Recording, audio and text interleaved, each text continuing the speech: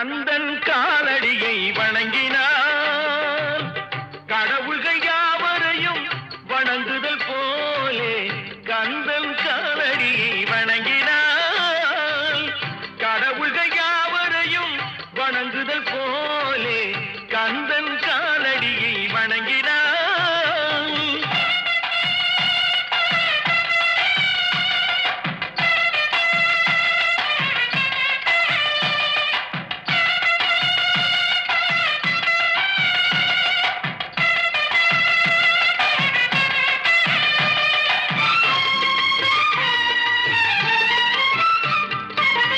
தந்தை பரமனுக்கு சிவகுருநாதன் தாயார் பார்வதியின் சக்திதானே வேலன் சிவசக்திதானே வேலன்.